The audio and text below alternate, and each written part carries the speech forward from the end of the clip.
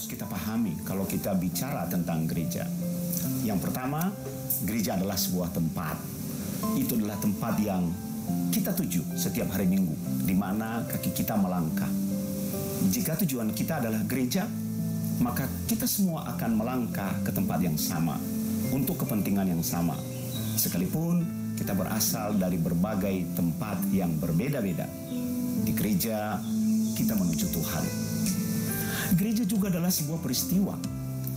Di sini, gereja bukan hanya dipandang sebagai gedung atau yang kita datangi. Gereja adalah sebuah tempat di mana kita semua bersatu, memuji, menyembah Tuhan, melayaninya, dan mendengarkan isi hati Tuhan. Gereja adalah sebuah tempat di mana kita merayakan Tuhan. Bahkan lebih dari itu, gereja adalah sebuah kelompok yang menggambarkan komunitas. Kata Yunani eklesia untuk gereja pada awalnya berarti sekelompok atau sekumpulan orang. Dalam pengertian ini, gereja bukan sekedar gedung yang kita datangi atau acara yang kita hadiri. Gereja adalah sekelompok orang, lebih khusus lagi komunitas orang-orang yang percaya kepada Yesus, yang bersatu di dalam sebuah kepentingan sorga. Jadi gereja yang Abuna maksud, bangunan, peristiwa, dan komunitas itu ada di sini. Itulah kita di G2CC, Golden Gate Community Church. Di sini kita semua dipersatukan di dalam satu tujuan, satu ibadah, dan satu komunitas. Oleh karena itu, setiap kali melangkah ke dalam gereja, mari siapkan roh, jiwa, dan tubuhmu untuk terhubung kepada Tuhan. Dan pada saat yang sama, melupakan dunia dan fokus hanya pada Tuhan. Mencari wajahnya untuk menerima berkat-berkatnya. G2CC adalah kita. Tempat merayakan Kristus melalui penyembahan, pujian, dan hati yang terbuka menerima firman-Nya. Tempat di mana kita semua dapat memberi yang terbaik kepadanya. Tempat mengalami kuasa Tuhan. Tempat berdoa, bersekutu, tempat hidup diberkati, tempat berkumpul lebih dari 2-3 orang di dalam nama Tuhan Yesus. Luar biasa bukan? Banyak yang datang dan pergi, tetapi bagi yang tertanam, semua itu menjadi bagian. Karena G2CC adalah gereja yang disediakan Tuhan untuk kita bertumbuh dan berakar bersama sehingga menghasilkan buah. Dan ini adalah tempat terbaik untuk mengalami mujizat. Maukah saudara mengalami mujizat itu bersama kami di sini? G2CC is my church, my community, and my family. Selamat datang di rumah, welcome home. Disinilah kita tertanam dan menyerap nutrisi ilahi yang luar biasa. Karena every day, with miracle.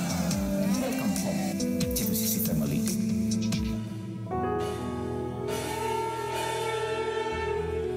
Shalom jemaat yang dikasihi Tuhan. Puji Tuhan pada pagi hari ini, mari kita persiapkan hati kita naikkan syukur kita yang terbaik bagi Tuhan. Terima kasih Yesus.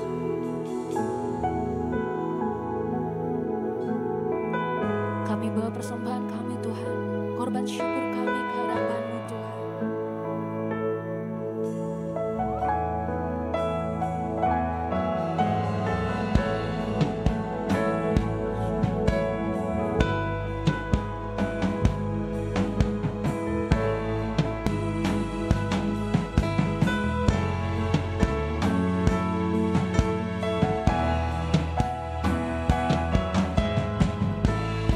Kami naikkan syukur kami Tuhan.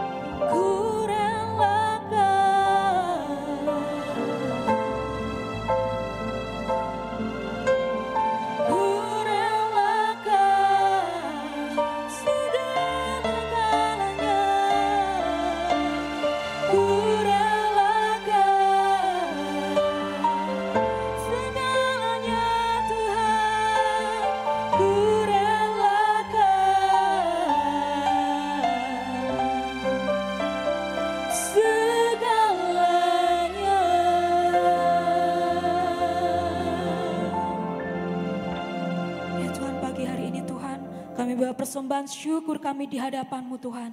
Yang terbaik, yang harum, yang sejati.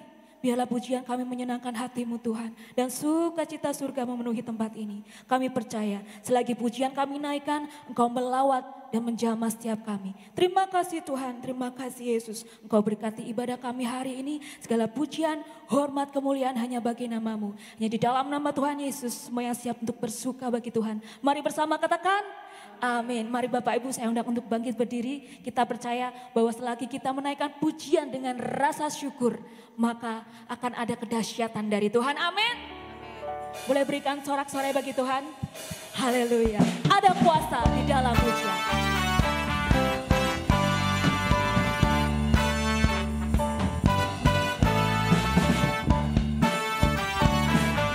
Tuhan Allah kita bertahta di atas pujian umat. Tuhan Allah kita bertahta di atas pujian umat-Nya. Tuhan Allah kita bertahta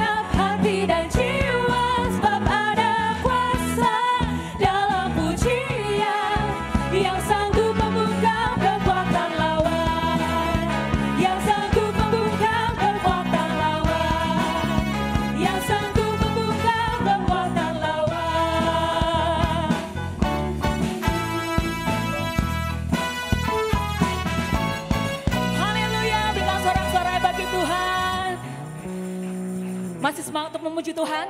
Yang semangat boleh berikan lambaian pada Tuhan. Boleh berikan sorak-sorai bagi Tuhan. Mari kita lebih lagi bagi Tuhan. Haleluya. Sebab Dia yang memegang hidup kita. Sebab Dia ada hari esok bagi kita. Amin.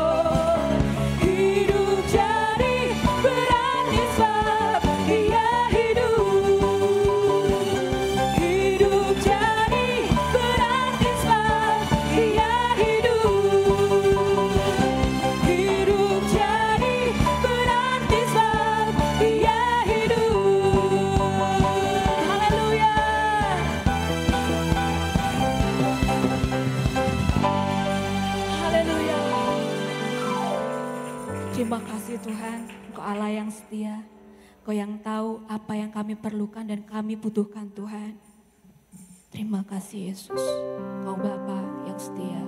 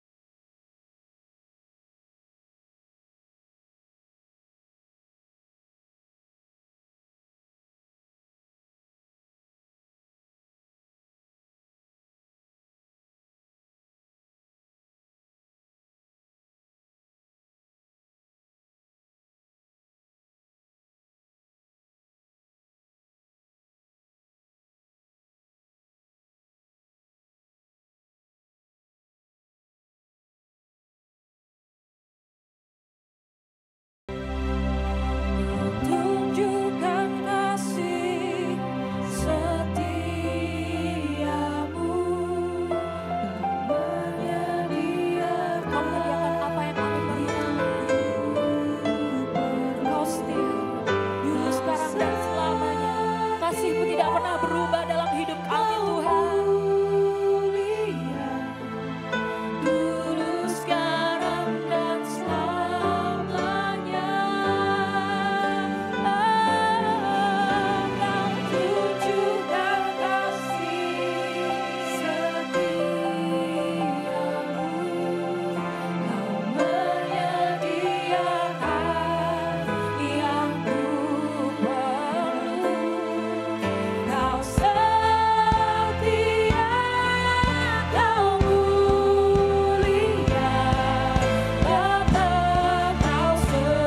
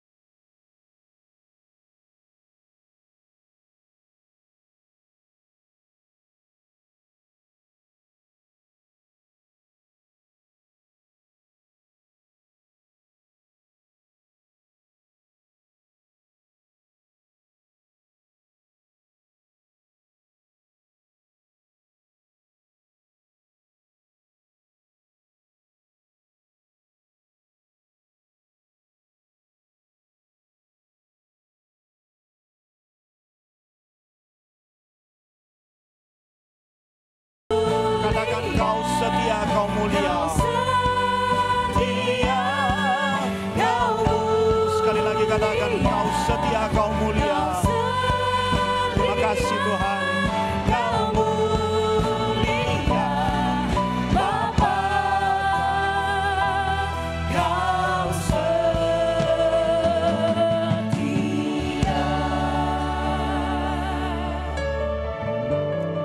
Berikan kepada kami kasih-Mu Tuhan pagi ini, sehingga kami bisa merasakan kebaikan-Mu, kesetiaan-Mu dalam hidup kami. Ada hati yang damai, hati yang tenang, sehingga ketika kami mendengar isi hati Tuhan pagi ini, ada sesuatu yang mengubah hidup kami. Dan bahkan kami pulang membawa sesuatu.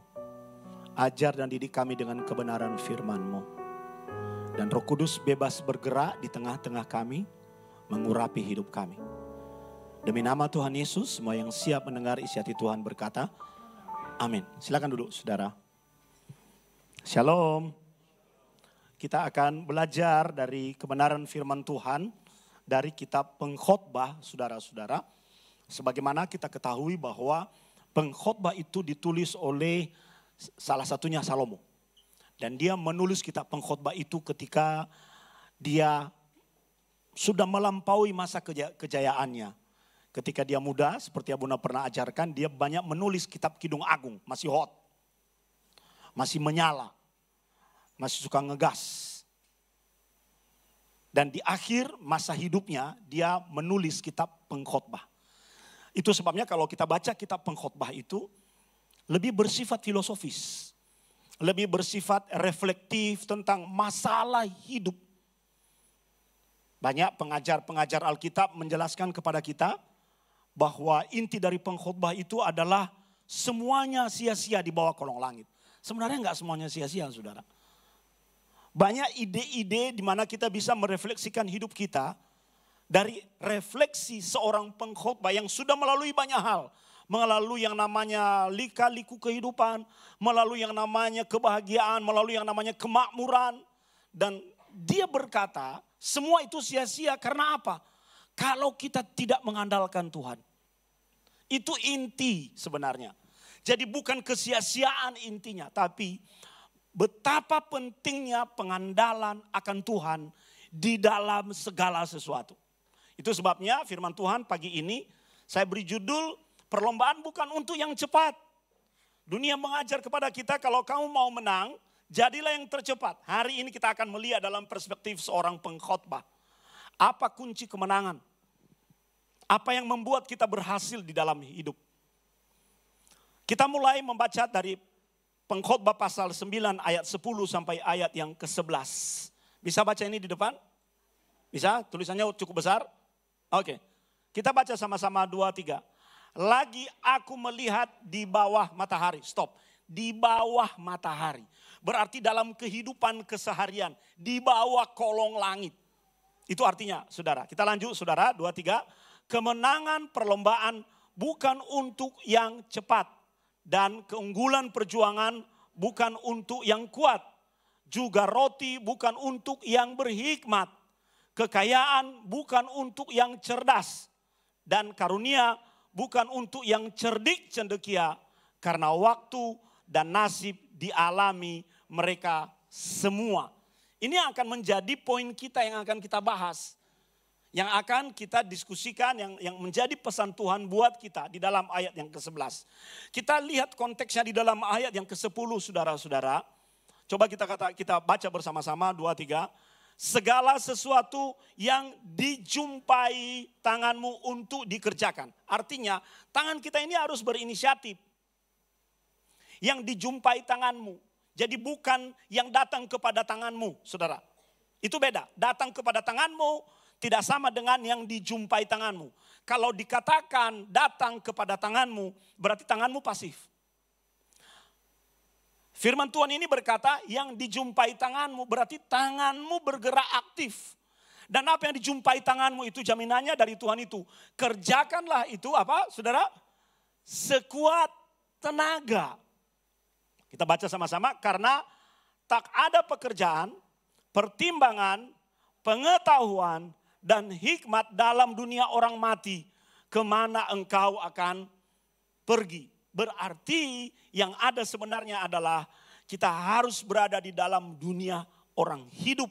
Supaya ketika tangan kita menjangkau sesuatu, berjumpa dan menemukan sesuatu, ada berkat Tuhan yang Tuhan berikan kepada kita. Kalau ini terjadi, maka ayat 11 akan menjadi refleksinya buat kita. Nah, saudara, ada 2 pertanyaan mendasar yang harus kita renungkan. Yang pertama, apa sih yang menjadi tujuan hidup kita di dunia ini? Dengan ayat yang ke-10 ini, ketika tanganmu menjumpai sesuatu untuk dikerjakan, mari sekarang refleksikan hidup saudara. Apa yang menjadi tujuanmu? Banyak orang mengabaikan ini.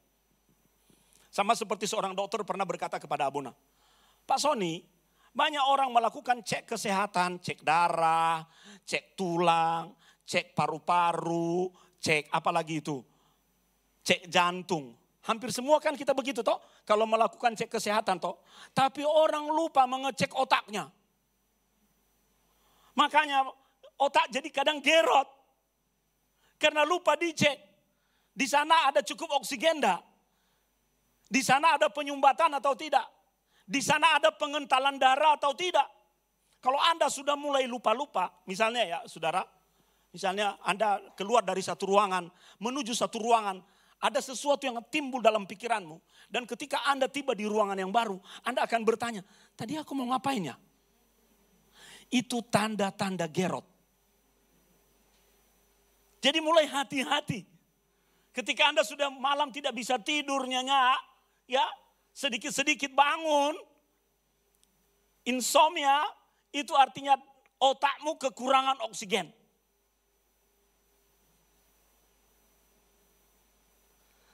Jadi banyak orang mengecek yang satu tapi mengabaikan yang lain.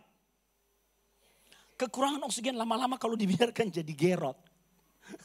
Bocor halus. Jadi mari tanya pada dirimu. Mari tanya. Apa tujuanmu dalam hidup ini? Anda melakukan sesuatu, tanganmu bekerja melakukan sesuatu. Tujuannya apa? Karena banyak orang hari-hari ini kehilangan orientasi hidup. Nggak tahu dia mau ngapain. Pokoknya bekerja, sepertinya bergerak, tapi dia jalan di tempat. Hidup ini kan linier, berjalan progresif maju ke depan. Anda menghabiskan energi, tapi tidak ada perubahan. Maka kita perlu merenungkan pagi ini. Sebenarnya aku mau melayani, aku mau bekerja, Aku menjadi suami bagi seorang istri. Aku menjadi istri bagi seorang suami. Aku menjadi anak bagi kedua orang tuaku. Tujuannya apa? Aku sekolah. Tujuannya apa dalam hidup? Perlu kita renungkan, saudara. Ini yang dilakukan oleh Salomo di dalam ayat yang kita dengar ini. Karena apa? Bagian yang kedua. Bagaimana kamu menjalani hidup yang menjadi tujuanmu itu? Apakah hidup itu hanya bermakna untuk dirimu sendiri? Atau bermakna untuk sesamamu manusia? Atau bermakna untuk Tuhan? Dua pertanyaan inilah yang kalau kita baca pengkhotbah dari ayat 1 sampai dari pasal 1 sampai pasal yang terakhir, akan kita temukan jawabannya. Tujuan hidupmu apa? Dan apakah engkau sudah bermakna untuk Tuhan dalam segala tujuan hidup yang engkau jalani? Ini yang menjadi refleksi Salomo. Inilah yang melatar belakangi sehingga dia menulis kitab pengkhotbah itu. Dan kesimpulannya adalah Salomo mau memberitahu kepada kita, Bapak Ibu. Seperti di kalimat, di poin utama itu. Hidup adalah kesempatan yang Tuhan beri. Salomo mau memberitahu kepada kita bahwa hidup ini tidak berulang. Tidak bisa kita reset, lalu kita kembali lagi ke titik awal untuk memulai sesuatu yang berbeda. Seperti di film-film, ada orang dari masa sekarang kembali ke masa lalu. Dia mengubah hidupnya di masa lalu sehingga hidupnya di masa yang baru sudah berbeda dari sebelumnya. Tidak bisa begitu. Ini bukan film. Hidup adalah realitas yang harus kita jalani. Senang, tidak senang, suka, tidak suka dengan segala ekosistem, situasi. Itu adalah kesempatan yang Tuhan beri. Karena hidup hanya berjalan satu kali. Nggak ada second life. Nggak ada mati dulu lalu nanti akan hidup lagi dengan menjadi sesuatu yang berbeda. Nggak ada. Dalam kekristenan hidup itu berjalan satu kali. Maka ketika Anda menyadari bahwa hidupmu berjalan satu kali, mari mulailah berhati-hati dengan sesuatu yang dijumpai oleh tanganmu untuk dikerjakan. Mari maknai hidupmu itu. Mari isi hidupmu itu dengan sesuatu yang berdampak bukan hanya pada dirimu, tapi berdampak buat Tuhan. Itu kata Salomo. Dan Salomo juga berkata bahwa tugas kita adalah mengelola hidup ini tidak dengan cara yang sembarangan. Makanya dikatakan hidup itu harus ditata. Cara paling sederhana menilai seseorang hidupnya tertata atau tidak. Lihat tempat tidurnya setelah dia bangun pagi. Cara paling mudah melihat bagaimana hidup seseorang. Kalau untuk tempat tidurnya saja dia nggak bisa nata, selimutnya ke sana kemari, dalamannya ke sana kemari, ranjangnya amburadul, kelihatan. Untuk itu aja nggak bisa, apalagi untuk hidup yang lebih kompleks. Saya membaca sebuah buku, saudara, Filosofi dari Timur. Dia bilang begini, ketika seorang laki-laki hendak melamar seorang gadis, dia diam-diam menyuruh orang memata-matai kamar tidur gadis itu. Dan melihat bagaimana situasi kamar tidur gadis itu. Apakah dia menjadi istri yang baik atau tidak. Setelah dia bangun. Jadi sekarang ayo tata tempat tidurmu dengan baik. Karena ketika engkau menata tempat tidurmu dengan baik. Itu sebenarnya mencerminkan bagaimana engkau menata hidup dan mengelola hidup ini. Sebab hidup ini harus berada dalam perencanaan. Nggak bisa saat-saatnya bisnis aja harus dijalankan dengan perencanaan. Ada yang disebut dengan planning program budgeting system. Kita merancang programnya, merancang kegiatannya, merancang keuangannya, memastikan semua berjalan dengan baik. Seperti itu juga hidup. Tidak ada hidup yang berkata, saya jalani sajalah. Nggak bisa begitu. Ada saat di mana kita memang harus mengalir. Tetapi yang namanya kehidupan tidak bisa mengalir, saudara. Anda harus merencanakan. Tidak boleh berkata bagaimana nantinya. Enggak boleh. Banyak anak-anak Tuhan yang akhirnya hidupnya kacau dunia persilatan. Karena tidak merencanakan hidupnya dengan baik. Maka mulai sekarang pikir 5 tahun ke depan Anda mau jadi apa? 10 tahun ke depan anakmu mau jadi apa, disiapkan jadi apa. Dan Anda sebagai anak siap gak dengan harapan orang tua yang seperti itu? Itu yang disebut dengan kelola hidupmu dengan baik. Sebab hidup kita sendiri. Kita yang menjalaninya, bukan orang lain. Haleluya.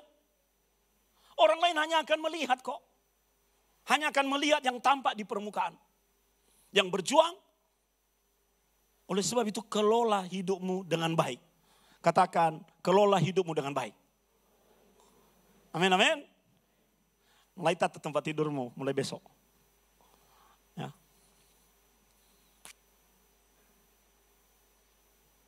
Ada 5 poin yang akan Salomo ajarkan kepada kita untuk merefleksikan dalam menjawab pertanyaan yang seperti ini. Bagian yang pertama di dalam ayat yang ke-10. Segala sesuatu yang dijumpai tanganmu untuk dikerjakan, kerjakanlah itu sekuat tenaga. Saudara, jangan pilih-pilih. Mengapa orang-orang dari Tiongkok itu berhasil dalam segala apa yang mereka kerjakan? Kadang-kadang kan kita hanya melihat endingnya. Tapi kita tidak belajar dari gaya hidup yang mereka jalani. Bagaimana mereka sekuat tenaga melakukan sesuatu. Itu yang teori modern berkata, jadi profesional dalam apa yang Anda kerjakan. Amin. Kadang-kadang kita gagal menjadi profesional karena kita membanding-bandingkan apa yang kita kerjakan dengan apa yang dikerjakan oleh orang lain. Kita bermimpi untuk mengerjakan pekerjaan orang lain, tapi kita mengabaikan pekerjaan yang Tuhan percayakan kepada kita. Orang Cina itu mau untungnya 25 perak dia ambil. Kita orang Indonesia 25 perak kurang. Alah, habis tenagaku, untungnya cuma segitu. Maunya 100. Ketika sebuah negara membutuhkan pakaian tentara, dia tender. Tidak ada yang mau untuk mengambil tender itu karena waktunya mepet. Waktunya terbatas. Nggak ada negara yang mau. Termasuk pengusaha dari Indonesia tidak mau. Rugi waktu, rugi tenaga, untungnya sedikit, waktunya mepet. Tapi negara ini akhirnya bisa membuat kontrak dengan pengusaha Cina. Apa yang dilakukan oleh pengusaha Cina? Dia sewa sebuah kapal tanker yang besar. Dia pindahkan mesin jahit di atas kapal itu. Dia bawa pekerja di atas kapal itu. Dan dia berangkat dari Tiongkok menuju negara itu. Dalam perjalanan beberapa bulan, dia kerjakan pakaian tentara itu dan tiba di negara itu dengan tepat waktu. Ini yang disebut dengan mindset. Saya melihat banyak anak-anak Tuhan merintis bisnis, udah didoakan, udah diurapi, tumpang tangan, tumpang kaki. Lihat tuh, kalau Anda ngundang pendeta di bisnismu kan yang pendetanya nginjak tanah itu toh. 3 bulan kemudian, malam kudus, sunyi senyap. Kenapa? Kok tutup? Untungnya dikit, habis energinya. Saudara, yang namanya berbisnis itu butuh waktu, butuh usus panjang. Anda harus mengerjakan segala sesuatu yang Anda kerjakan dengan sepenuh hati. Itu namanya etos kerja. Saya selalu ngomong kepada anak-anak saya, nak, walaupun kamu di sini kelihatan kerja bakti, apa itu bahasa Jawa itu? Gusti apa itu? Gusti ora apa itu? Gusti ora sare. Apa itu? Tuhan tidak tinggal diam, dia nyatet. Kerjakan, nak. Do your best.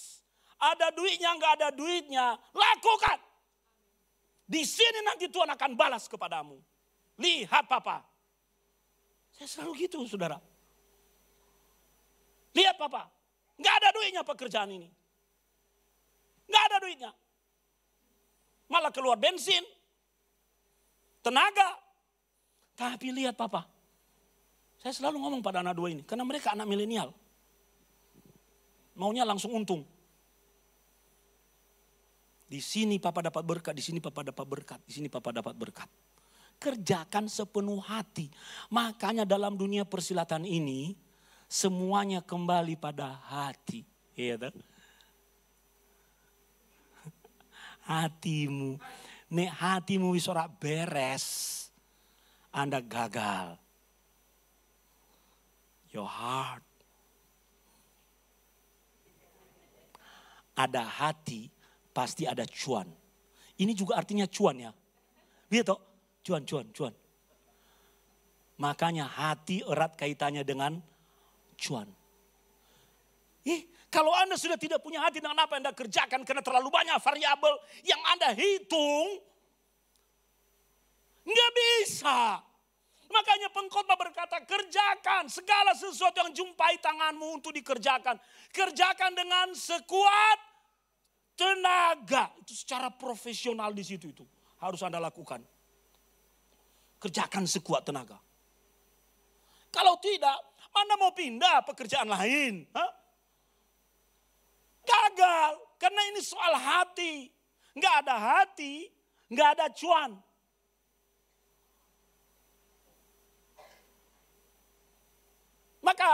Maka saudara, segala sesuatu yang Anda kerjakan dengan sekuat tenaga itu jangan pernah tunda. Amin. Karena waktu berjalan. Waktu berjalan. Anda akan mencoba memutar waktu dan berkata, aduh sayang ya saya sudah membuang waktuku.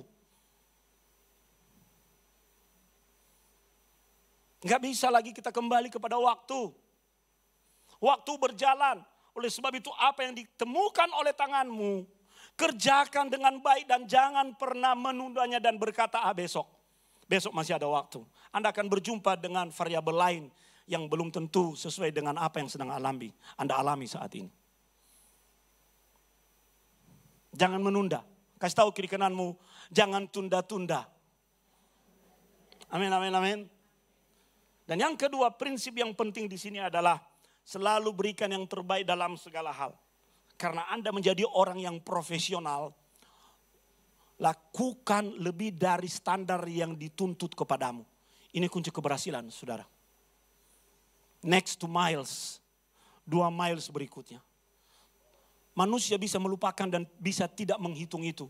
Tapi Tuhan sangat menghitungnya. Dia tiba-tiba membuka jalan di tempat lain yang kita tidak pernah duga. Dan jangan terkaget kalau Anda menjadi display kebaikan Tuhan, orang akan berkata, orang yang belum berada dalam breakthrough yang seperti itu, dia tidak akan percaya. Masa sih? Kok iso?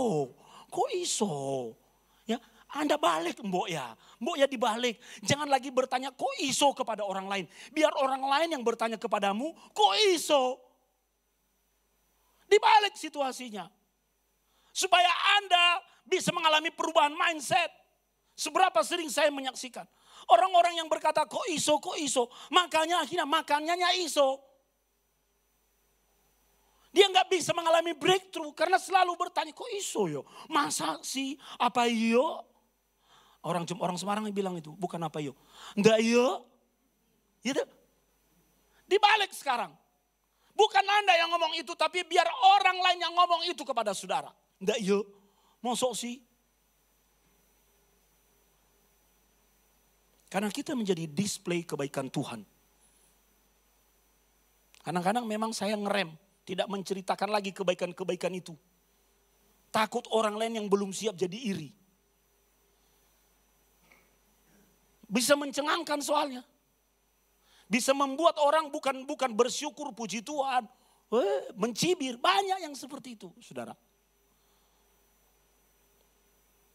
Maka segala sesuatu yang ditemukan oleh tanganmu, jangan pernah tunda-tunda. Amin. Kerjakan dengan setia. Tuhan yang membuat great dalam pekerjaan itu cuma manusia.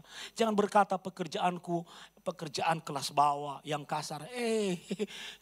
Saudara, bukan begitu. Yang penting pekerjaanmu halal dan Anda menikmati hasilnya dan Anda bahagia. Amin. Dan ingat hukum Tuhan. Tuhan tidak pernah membiarkanmu tetap berada di level yang sama. Ketika Anda punya etos kerja, sikap profesional, Tuhan naikkan. Tuhan percayakan lebih lagi. Seperti itu polanya. Makanya selalu saya katakan dalam hidup ini, sikap hati. Ingat, pokoknya makanya Abuna selalu kalau foto begini. Bukan cuan. Hati, di mana ada hati yang benar, di situ cuan pasti mengikuti. Amin, amin. Sederhana. Tapi jangan bilang saya hamba Tuhan cuan. Saya hamba Tuhan yang diberkati Tuhan. Amin. Saya sangat percaya. Saya diberkati Tuhan dimanapun saya pergi. Berkahnya apa? Bu, pokoknya ada masalah, ada sesuatu yang saya butuhkan, Tuhan pasti tolong kok. Karena Gusti ora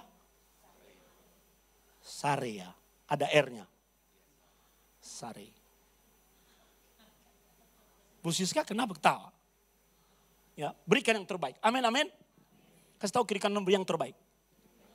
Ya, walaupun Anda naik motor, kepanasan, kehujanan, do your best. Nanti Tuhan angkat hidupmu.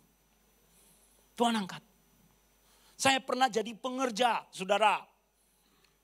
Namanya pengerja di GPDI itu beda dengan pengerja di gereja lain. Tanya Pak Daniel, benar nggak?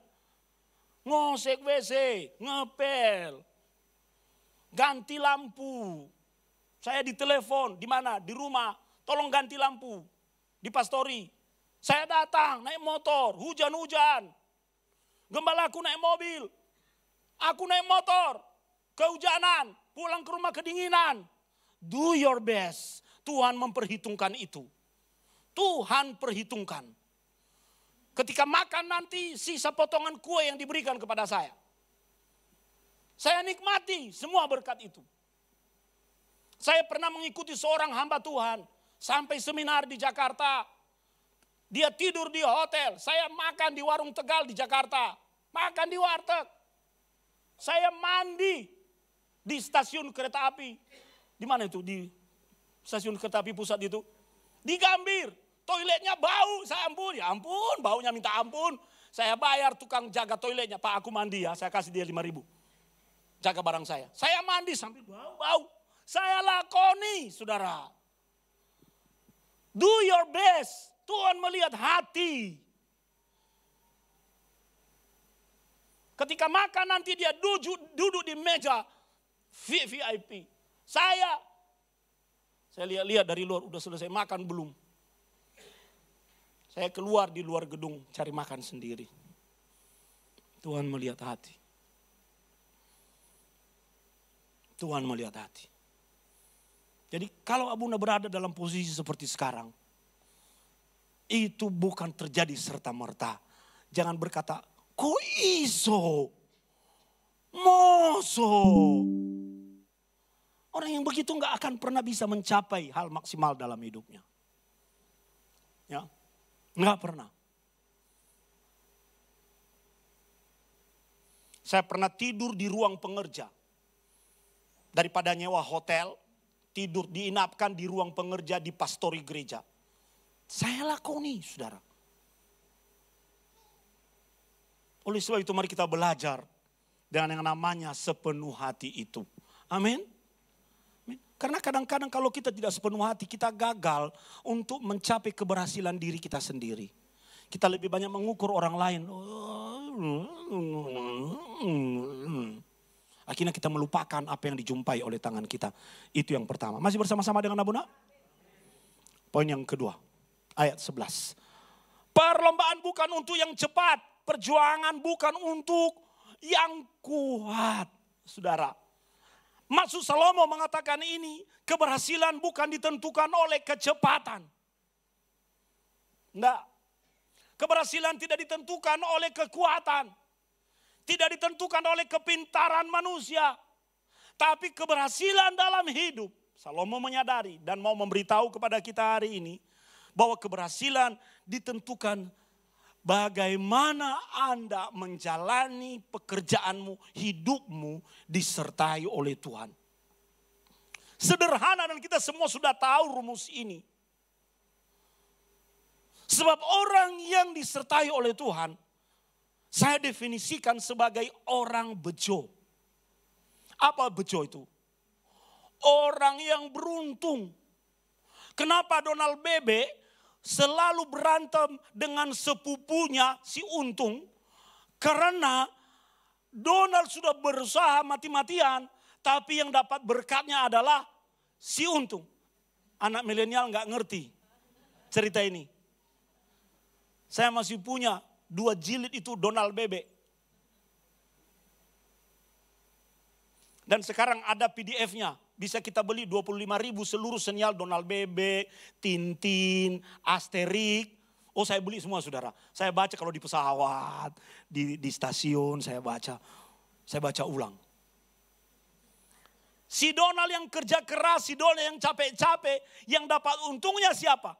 Si Untung. Nah, saya membawa cerita ini dalam frame biblikal bahwa ketika Tuhan menyertaimu dalam hidup, mungkin Anda bodoh, mungkin Anda lamban, mungkin Anda berbeda dan tidak punya keunggulan komparatif dibanding orang lain. But karena Tuhan menyertaimu, Anda menjadi orang bejo. Dan orang bejo, dia selalu hadir di waktu yang tepat dan di tempat yang tepat. Amin. Kalau orang tidak bejo, Tuhan bisa menunda langkahnya sehingga dia tidak sampai pada ketepatan itu. Makanya enak jadi orang bejo. Kenapa bejo dalam frame Alkitab? Karena disertai oleh Tuhan. Maka ubah namamu hari ini, nanti pergi ke pengadilan. Namanya Bejo Sutrisno. Siapa lagi? Rachel Bejo Sianipar. Untung Bejo. Ya. Johnny Bejo Sugianto. Yo. Jimmy Bejo. Ya toh? Ubah. Dalam Tuhan kita jadi orang bejo. Tony Bejo. Wah. Jadi orang yang beruntung. Karena Tuhan akan bawa kita pada waktu yang tepat. Amin, amin. Dan Tuhan akan bawa kita bukan hanya pada waktu yang tepat, tapi pada tempat yang tepat. Orang bejo itu selalu hadir tepat waktu dan di tempat yang tepat. Itu yang Salomo mau kasih tahu. Dalam segala usaha pekerjaan yang dia kerjakan, dia mencoba membandingkan dirinya dengan orang-orang yang beruntung di dalam hidup. Dan dia selalu berkata bahwa keberuntungan tertinggi di dunia ini tidak terjadi karena kebetulan, tapi karena Tuhan campur tangan dalam segala apa yang ditemukan oleh tanganmu. Maka kalau kita mau menjadi orang bejo, mari kita mengandalkan Tuhan. Karena Tuhan akan memberikan orang bejo yang namanya hikmat. Orang yang hikmat itu tiba-tiba bisa muncul dalam jendela pikiran saudara. Hikmat itu bertindak tepat pada waktu yang tepat. Itu hikmat. Sehingga hasilnya menjadi maksimal. Makanya apapun yang Anda kerjakan dalam hidupmu, mari motivasi dirimu. Aku diberkati, sepanjang hidupku diberkati. Saat bangun pagi hari, siang berganti malam, aku diberkati. Kenapa Anda diberkati? Karena Anda jadi orang bejo. Kasih tahu kiri kananmu, orang bejo. Ya, toh?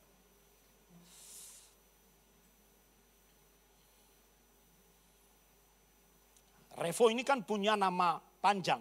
Frederick Revorifan B. Zaluhu. Dia tidak tahu bahwa B-nya itu bejo.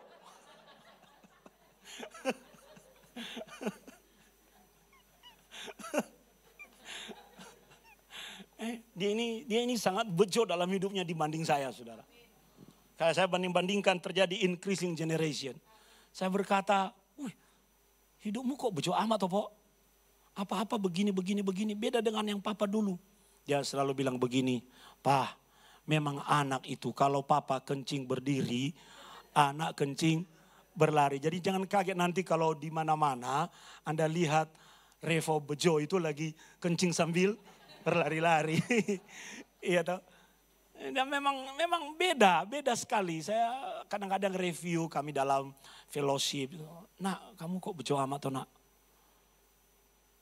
Nah, itulah Pak, cara Tuhan. Jadi ayo mari kita semua jadi orang bejo.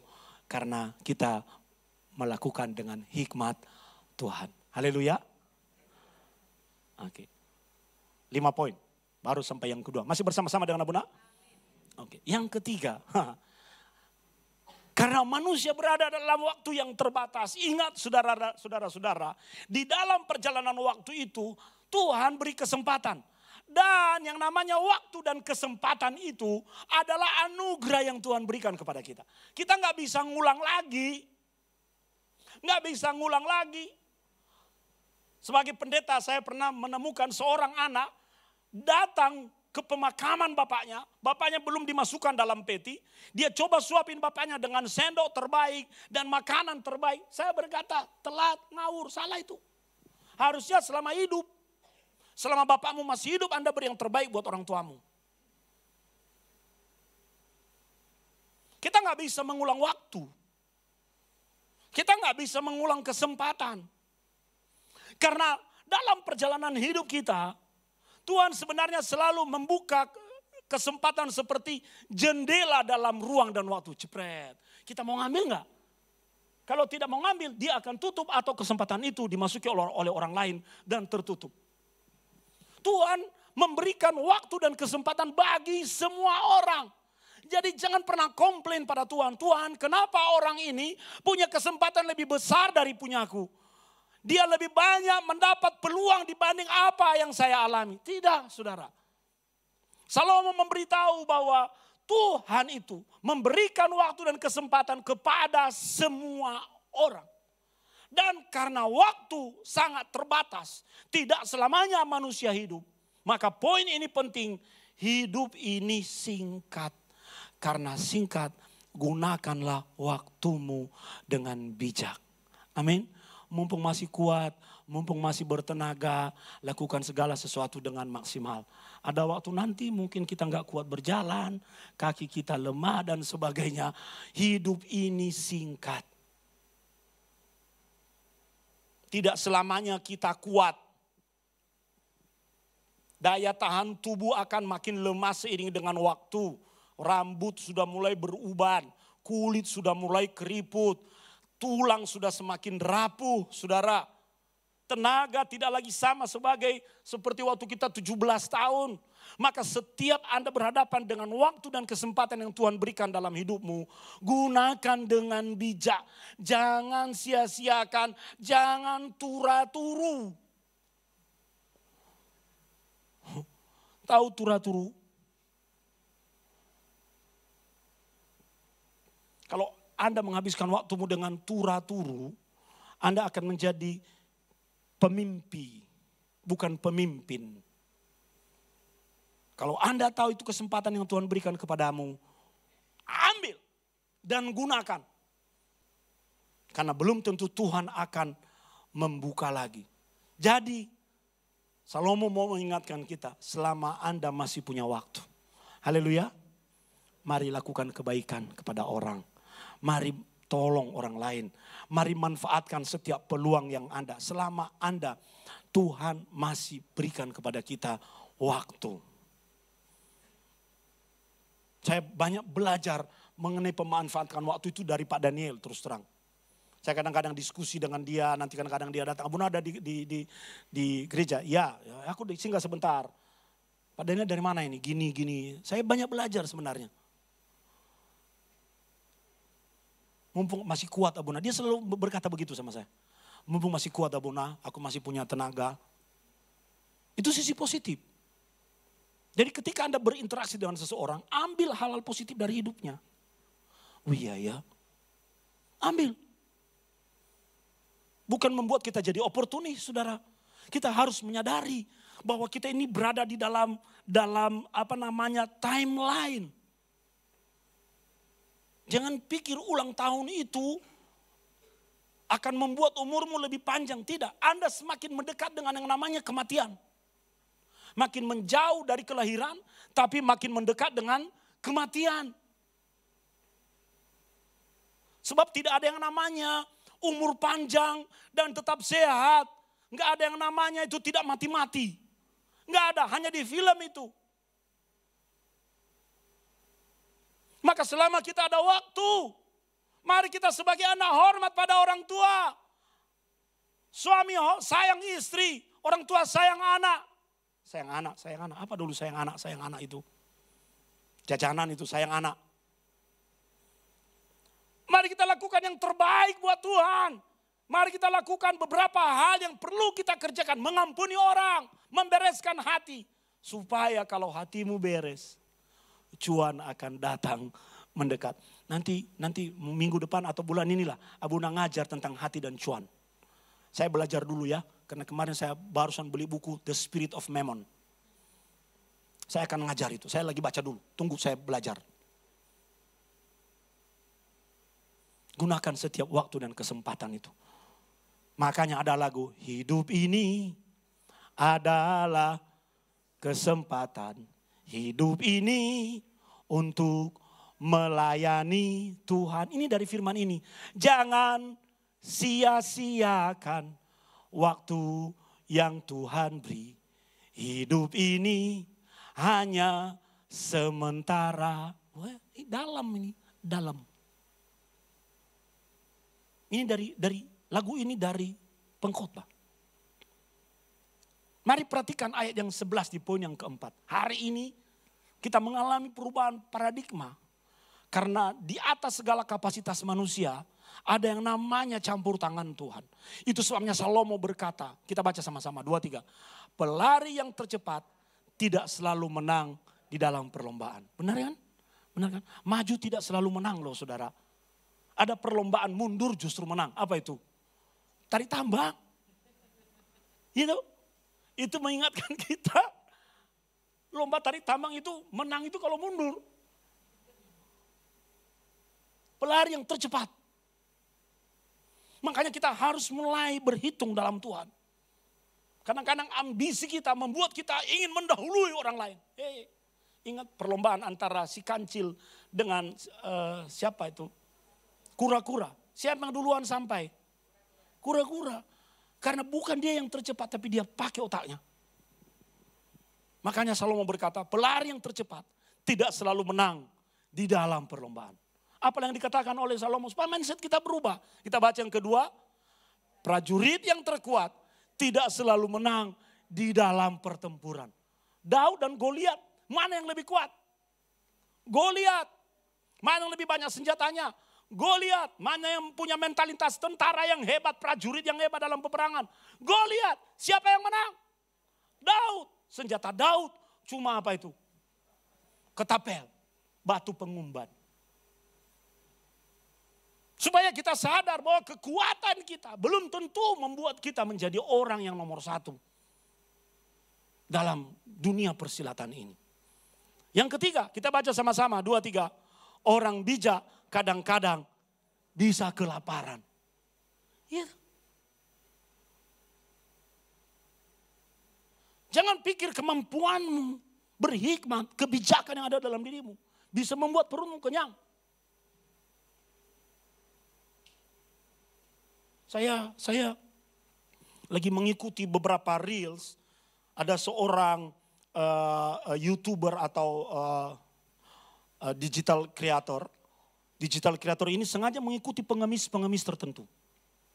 Dan betapa kagetnya ketika dia menemukan pengemis ya saudara, keluar dari rumahnya jalan begini. Tapi begitu udah tiba di jalan raya, dia begini. Dia videokan itu, diam-diam. Ya. Dia videokan pengemis yang memang compang-camping. Badannya bau. Tapi setelah sore dia ngikutin saudara. Sore pengemis itu berjalan 500 meter di sebuah gudang. Di situ dia naik motor. Kalau cewek cari pacar harus cowok yang punya motor apa? Vario. ternyata motornya Vario. Dia naik, dia ikuti diam-diam sampai ke rumah. Rumahnya beton, keren. Saudara, dia ternyata tidak kelaparan. Ini refleksi Salomo yang penting untuk kita renungkan dalam hidup ini. Kadang-kadang kita mengandalkan kecepatan kita, kekuatan kita, pikiran kita, kemampuan kita, kecerdasan kita. Orang yang cerdas belum tentu kaya. Ya. Coba cari orang yang sekolahnya tinggi-tinggi. Sekolahnya tinggi-tinggi, ada orang kaya? Setahu saya nggak ada, saudara. Yang ada adalah mantan tukang jual beras. Mantan tukang dagang. Dia punya etos dagang. Dia kaya jadi konglomerat. Coba lihat cerita semua konglomerat ini. Lihat cerita konglomerat. Mereka memulai starting point hidup mereka dari mana? Pedagang. Makanya setia dengan apa yang sedang kau kerjakan di tanganmu. Tuhan angkat hidupmu nanti. Tuhan akan bawa dalam sebuah situasi yang akan membuat orang berkata, enggak iya, mosok sih. Ora percaya aku. Lah ora percaya apa-apa. Enggak masalah. Kamu enggak mengalaminya dan tidak akan pernah mengalaminya karena engkau tidak percaya.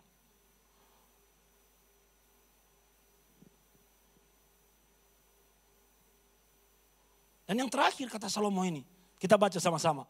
Orang terpelajar belum tentu mendapat anugerah. Belum tentu. Makanya sebenarnya hidup ini kembali dari kita, saudara. Dari cara kita menjalani hidup. Nggak peduli Anda itu larimu paling kencang. Nggak peduli Anda orang paling kaya Hercules. Kuat, ototmu kawat. Walung, wesi, gatot, koco, tung. Nggak peduli, saudara.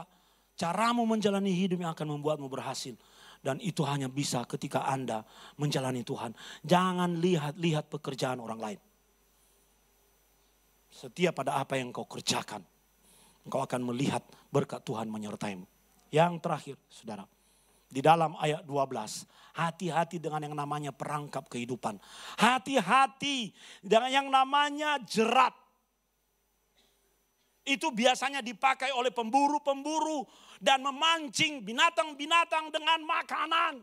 Makanya orang kalau tidak punya akal sehat, saudara, sudah membabi buta, dia tidak bisa melihat jerat dan perangkap yang ada di depannya.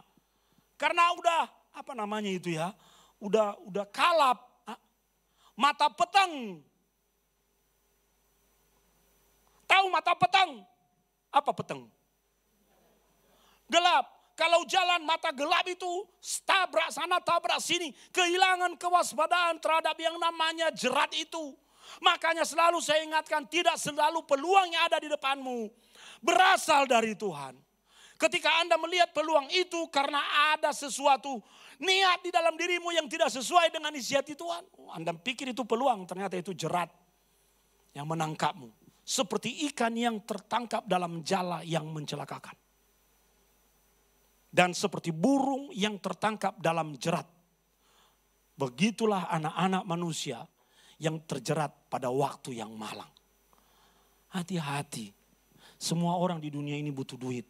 Amin. Butuh duit toh? Siapa yang gak butuh duit? Gak ada. Karena duit akan membuat kita bisa membeli, bisa bertransaksi. Tapi jangan karena duit Anda terjerat. Makanya tunggu khutbah Abuna. Abuna belajar dulu ya. The spirit of mammon. Saya mau belajar dulu soal itu. Karena hari-hari ini saya melihat banyak orang terjerat. Banyak orang terperangkap oleh yang namanya lifestyle. Gaya hidup. Saudara, kita harus kontrol itu. Kalau tidak nanti kita mata peteng. Maka hidup kita jadi kacau dunia persilatan, saudara-saudara. Karena jerat itu tidak pernah terang benderang menyatakan dirinya. Kalau dia terang benderang kita bisa menghindarinya. Dia menyamar. memberi umpan kepada kita. Seperti itu fungsi jerat. Dan kita melihat umpannya. Itu seringkali yang menjadi strategi kuasa kegelapan untuk menggagalkan rencana Tuhan dalam hidup anak-anaknya. Pelayan mimbar maju ke depan. Karena manusia tidak mengetahui waktunya, saudara. Kita tidak pernah tahu akan setiap waktu yang kita jalani dalam hidup ini. Maka kesimpulan kita, mari kita memprioritaskan Tuhan. Itu kesimpulan pertama dari pengkhotbah. Yang kedua, apapun yang ditugaskan kepadamu.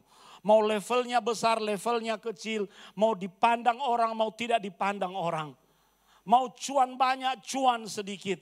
Lakukan dengan sepenuh hati. Entah dalam pekerjaan, entah di dalam pelayanan. Do your best. Tuhan yang akan mengangkat hidupmu. Amin. Lakukan. Jangan berhitung-hitung. Dan gunakan setiap waktu dengan bijak. Jadi jangan malas ya. Jangan malas lah ya. Jangan turu-turu ya. Ada masa untuk tidur. Kalau jam untuk produktif, produktiflah. Sebab kita tidak bisa mengulang waktu. Dan mari tetap berserah kepada Tuhan. Bahwa variabelnya bukan kita yang kontrol. Tapi variabelnya dikontrol oleh Tuhan. Itu sebabnya kita perlu berdoa. Mengandalkan dia, Tuhan tolong aku lagi berjuang tentang ini. Aku tidak bisa mengontrol variabel ini. Tuhan tolong ya. Bantu aku ya Tuhan. Dan yang paling penting. Jangan pernah andalkan kecepatan, kehebatan, kecerdasan, hikmat, dan pengetahuan. Karena tidak semua kesempatan adalah peluang. Nasihat Salomo ini perlu kita baca ulang. Kita baca ulang supaya kita mengerti dalam hidup kita. Yang pertama, 2-3. Pelari yang tercepat tidak selalu menang dalam perlombaan. Prajurit yang terkuat tidak selalu menang dalam pertempuran. Orang bijak kadang-kadang bisa kelaparan. Orang yang cerdas belum tentu kaya. Orang terpelajar belum tentu mendapatkan anugerah Tuhan. Mari kita bangkit berdiri, kita siapkan hati kita untuk bersekutu dengan tubuh dan darah Kristus. Hidup ini adalah kesempatan.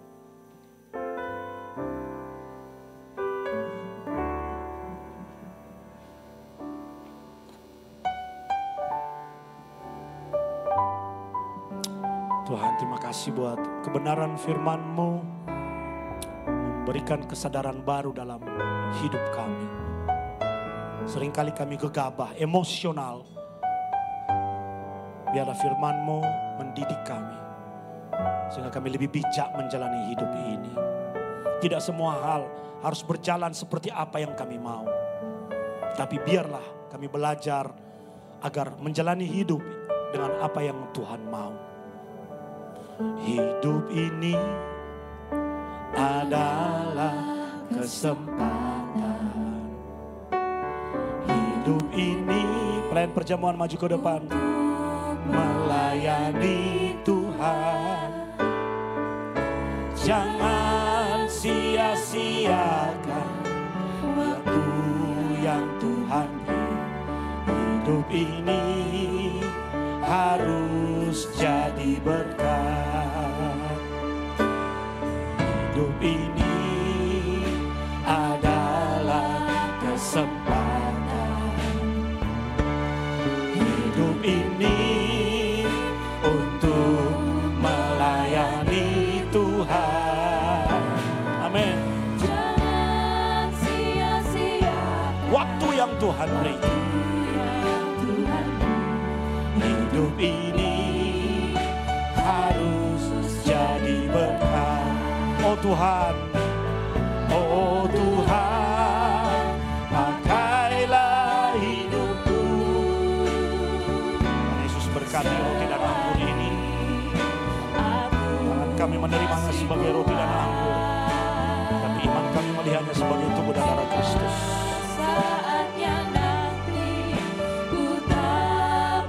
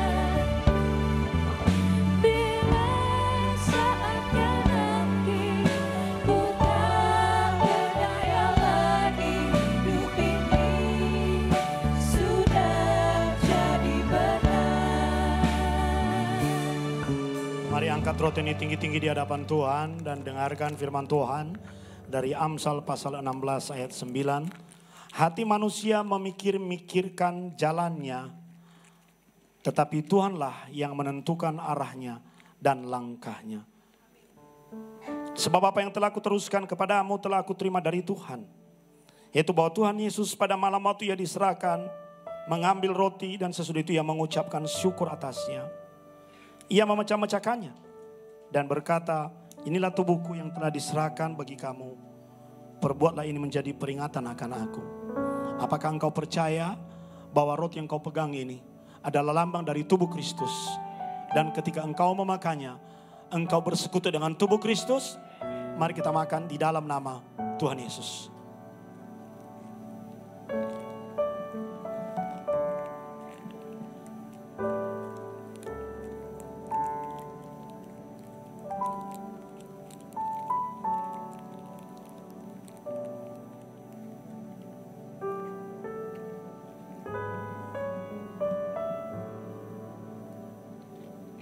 Angkat anggur ini tinggi-tinggi di hadapan Tuhan.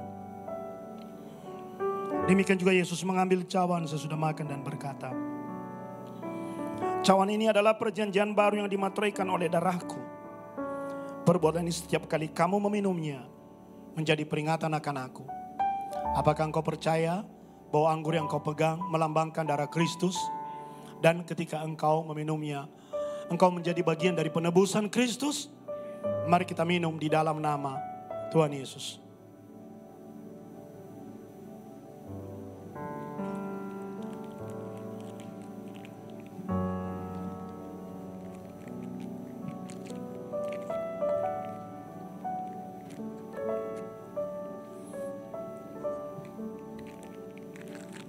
Oh Tuhan, pakailah hidupku selagi aku masih kuat.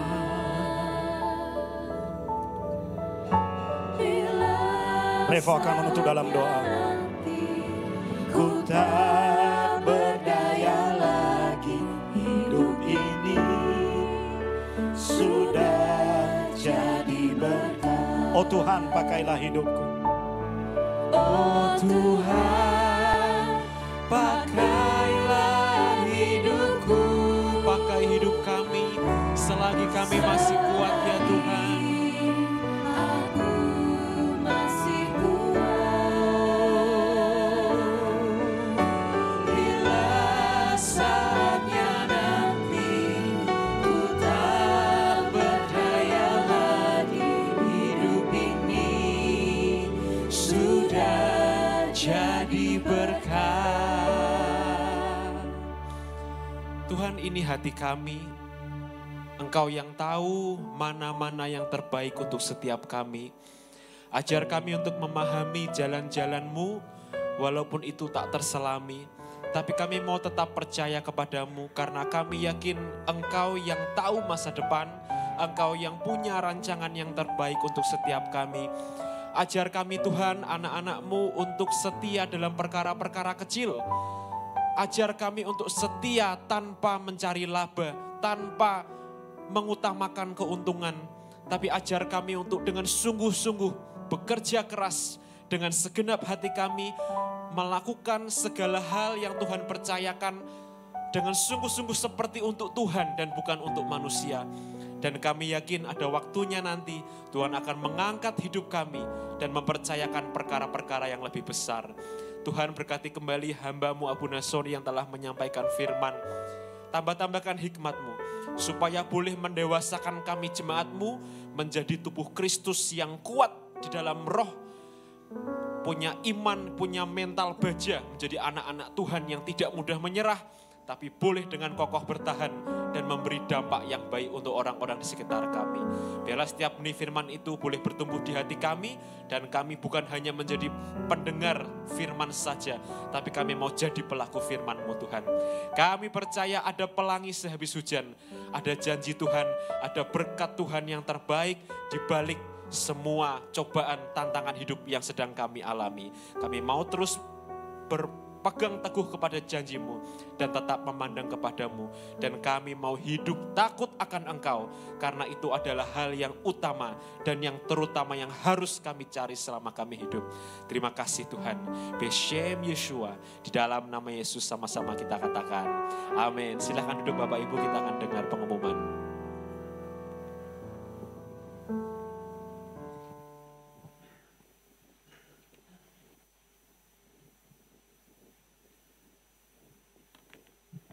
Shalom, jemaat institusi yang dikasihi Tuhan, diberkati dengan firman Tuhan pada pagi hari ini. Amin. Terima kasih Abuna untuk firman-Nya pada pagi hari ini. Kami menyambut jemaat yang baru pertama kali hadir di dalam ibadah institusi, dan jika belum memiliki ibadah gereja yang tetap, kami menantikan kehadiran Bapak Ibu di ibadah institusi berikutnya. Hari ini tidak ada jemaat baru.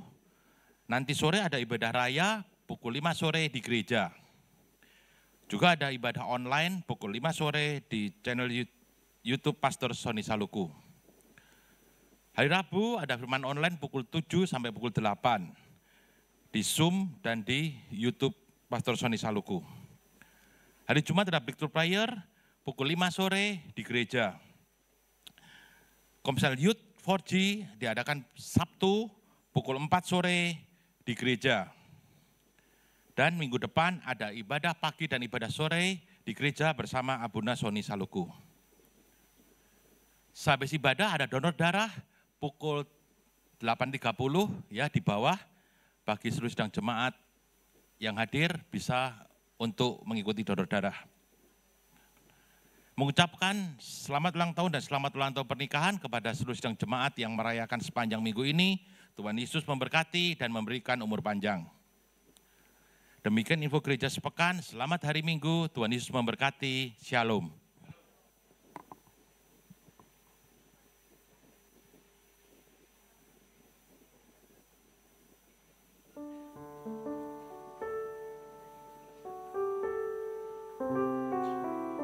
Bapak Ibu jangan lupa nanti ada donor darah di bawah. Kegiatan gereja setelah ini nanti ada rapat, ada meeting tim multimedia ya. Lalu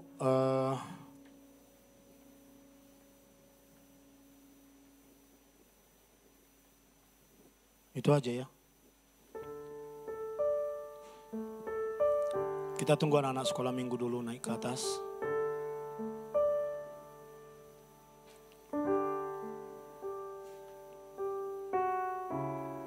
Besok Senin, saudara-saudara, jam 10 sampai jam 12 ada ibadah gereja kita ketempatan untuk tahun ini, ibadah hamba-hamba Tuhan CKI Korwil Semarang. Leader dan asyir yang tidak bekerja bisa hadir untuk membantu pelayanan besok. Kalau bisa jam setengah 10 sudah hadir.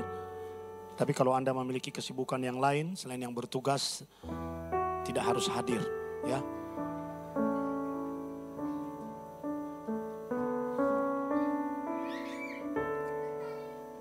Ayo anak-anak maju ke depan. Ada ayat hafalan gak hari ini? Ada ayat hafalan gak hari ini? Hah? Ada ayat hafalan gak? Gak ada. Ayo kita angkat tangan kita berdoa untuk anak-anak kita. Ayo. Udah dipisah kelasnya? Enggak? Hah? Campur. Ya kita angkat tangan kita berdoa untuk anak-anak kita. Bapa di dalam nama Tuhan Yesus berkati anak-anak kami Tuhan. Pakai hidup mereka sebagai alat Tuhan. Sejak mereka kecil persiapkan mereka sebagai satu generasi Tuhan yang takut akan Tuhan. Dan mereka memiliki akhlak, karakter, kepintaran, kecerdasan yang baik. Sehingga mereka menjadi teladan dan terang bagi dunia. Pimpin mereka untuk belajar mengenal Engkau sejak mereka kecil Tuhan. Dan kami akan melihat bahwa anak kami ini seperti anak panah di tangan pahlawan yang akan diarahkan oleh Tuhan sendiri sebagai pahlawan Israel ke sasaran-sasaran untuk masa depan yang lebih baik. Demi nama Tuhan Yesus, kami berdoa dan mengucap syukur. Sama-sama kita katakan, amin. Oke. Bruce sini dulu. Mana itunya? Mamanya mana? Mana? Di bawah. Ambil cepat. Pialamu mana? Ambil dulu. Ya, saudara-saudara, jauh nggak? Jauh. Niko jauh nggak? Atau di situ ada? Ya, saudara-saudara, saya melihat di jemaat tadi sudah ada Fani yang sudah menyelesaikan sekolahnya. Sudah selesai tuh? Jadi sudah ada di Semarang kembali bersama-sama dengan kita. Fani berdiri dulu. Ini Fani, ya kita beri tepuk tangan. Selamat atas kelulusannya. Fani adalah anak dari Pak Johan dan Ibu Christine, cici dari Livi. Yang berapa tahun ya kita sudah utus sekolah ya? 1,5 tahun. 1,5 tahun yang lalu kita utus untuk sekolah melanjutkan studi. Di bidang apa ya? Pastry. Ya, jadi nanti kalau Anda butuh pastry dan sebagainya bisa kontak Fani. Ya, nanti saya ingat dengan kue mamanya itu. Ya, itu sama-sama enak. Pasti Fani sudah belajar banyak hal. Dan selamat datang kembali. Tuhan selamat melayani lagi juga nanti ya. Ya toh, sudah bisa melayani lagi untuk menjadi filler dan sebagainya. Kita mengucap syukur sekali lagi, tepuk tangan untuk Fani yang sudah berhasil menyelesaikan studinya. Tapi kalau mau studi lanjut dulu mumpung masih muda nggak apa-apa. Ya, nggak usah mikir pacar dulu, sekolah dulu supaya fokus. Nanti jodoh itu di tangan Tuhan. Bukan di tangan Tuhan, di tangan kita ya. Tuhan yang memberi restu. Nah itu yang pertama. Yang kedua, minggu lalu Bruce datang kepada Abuna, saya mau ikut lomba piano. Dan dia melapor kepada Abuna, dia sudah... tolong ada yang foto ya, supaya tayang di Facebooknya Abuna nanti. Bruce melapor sudah berhasil menjuarai Indonesia Music Celebration tahun 2025 dan mendapat Platinum Winner. Berikan tepuk tangan.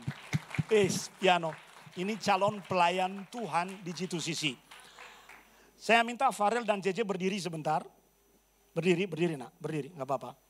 Lihat badan mereka sekarang besar, tapi mereka sudah bersama-sama dengan Abuna sejak dari ruko. Dari mereka kecil seperti Bruce ini. Dan mereka sekarang menjadi pelayan Tuhan yang luar biasa di gereja kita. Ya, itu mereka memberi yang terbaik buat Tuhan. Dari mereka kecil seumur ini.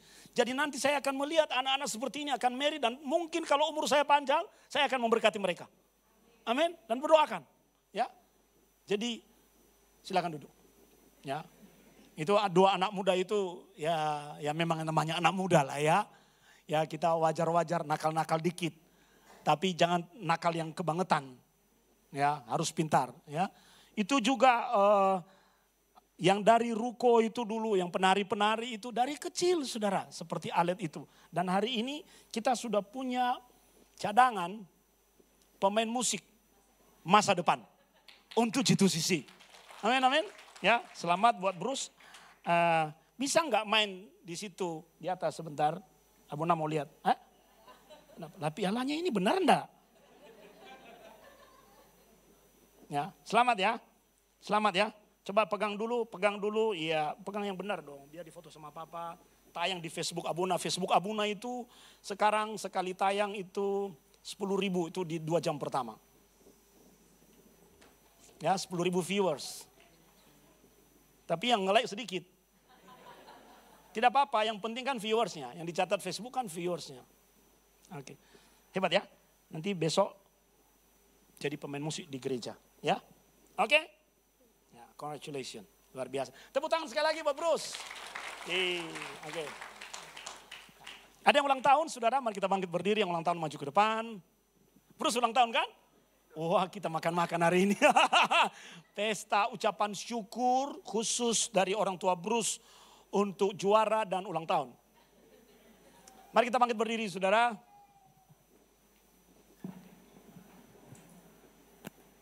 Saya 2 minggu ini digerakkan oleh Tuhan untuk membuat KKR Kesembuhan Ilahi lagi ya. Tapi ya butuh harga yang harus dibayar, puasa ya. Kita berdoa. Ulang tahun apa ini? Wedding anniversary dan ulang tahun. Siapa nama yang kecil ini? Alexa. Oke, terus itu. Ya. Happy birthday, happy birthday, happy birthday to you. Mau didoakan punya anak lagi enggak? Enggak. Panjang di tangan kanan, di tangan kirimu kekayaan dan kehormatan sampai selamanya. Hey! Umur panjang di tangan kananmu, di tangan kirimu kekayaan dan kehormatan sampai selamanya, sampai selamanya, sampai selamanya. Hip hip, hooray. Coba sekali-sekali istri yang rangkul suami. Fenty, ya oke, ya tahu kan dia yang gendong si Alexa. Tuhan, kami berdoa untuk suami istri ini, Yusa dan Fenty, wedding anniversary, berkati kehidupan perkawinan mereka Tuhan. Anggur kudus pernikahan Kana senantiasa tercurah dalam kehidupan keluarga ini. Dan kami boleh melihat banyak hal baru yang besar. Engkau nyatakan dalam kehidupan mereka melalui bisnis dan pekerjaan. Dan mereka bersaksi bagaimana ketika mereka bertumbuh dengan cara yang benar di hadapan Tuhan. Tuhan memperluas horizon kehidupan mereka. Dan itu terjadi. Berkati mereka, bakul dan tempat adonan mereka, anak-anak mereka, khususnya buat Alexa yang berulang tahun juga. Anak ini akan tumbuh dewasa dengan baik yang benar. Dan biarlah anak ini memiliki masa depan yang baik. Kami juga mengucap syukur untuk Bruce yang sudah memenangkan pertandingan. Dan berikan kecakapan untuk semakin bisa bermain piano dengan baik. Bahkan nanti sampai ke level dunia. Kami imani dan kami doakan Tuhan, kami tanamkan benih itu sejak saat ini. Dan pakai Bruce untuk masa depan yang baik, kepintaran, kecerdasan Engkau berikan kepadanya. Dan umur panjang di tangan kanannya, kekayaan dan kehormatan ada di tangan kirinya. Kami mengucap syukur buat setiap kebaikan-Mu Tuhan. Bahwa Engkau Tuhan yang baik, yang sudah memberkati kami di 1 minggu yang sudah kami jalani. Kalau hari ini kami bisa bersyukur kepada Tuhan, sehat, dan memiliki segala sesuatu yang Engkau percayakan di tangan kami. Itu semua karena campur tangan Tuhan. Firman-Mu hari ini mengajarkan kepada kami betapa pentingnya mengandalkan Tuhan. Dan biarlah pengandalan akan Tuhan itu selalu menyertai hidup kami. Senantiasa. Tuhan, terima kasih. Juga Engkau berikan kepada kami kesempatan hari ini kembali ke rumah Tuhan. Mengembalikan kepada Tuhan sebagai rasa syukur kami. Melalui persembahan, persepuluhan dan apapun itu. Sebagai ungkapan dan kesadaran kami. Bahwa semua yang kami dapat di dunia ini berasal dari Tuhan. Terima kasih Tuhan, Engkau juga hadirkan kembali Fanny di tengah-tengah kami. Sudah menyelesaikan 1 musim dalam hidupnya untuk sekolah. Dan Tuhan siapkan dia apa yang menjadi rancangan-Mu untuk masa depannya. Kami tahu bahwa Tuhan tidak akan melepasnya. Tuhan akan campur tangan untuk mempersiapkan rencana-rencana hidupnya setelah menyelesaikan 1 fase di dalam studinya. Terima kasih Tuhan, hamba berdoa untuk anak-anak-Mu yang sakit Tuhan sembuhkan. Yang lemah Engkau kuatkan. Dan sepanjang minggu ini Engkau memberkati setiap apa yang dijumpai oleh tangan anak-anak-Mu. Dan mereka akan melihat keberhasilan. Buka kedua tangan-Mu. Pulanglah dengan membawa berkat Tuhan. Yefareka Adonai Feyis mereka. Tuhan memberkati engkau dan melindungi engkau. Jair Adonai Panafeleka Feyehuneka. Tuhan menyinari engkau dengan wajahnya. Dan memberi engkau kasih karunia. Disa Adonai Panafeleka Feyasim Leka Shalom. Tuhan menghadapkan wajahnya kepadamu di dalam shalomnya. Yang menerima berkat Tuhan berkata, amin.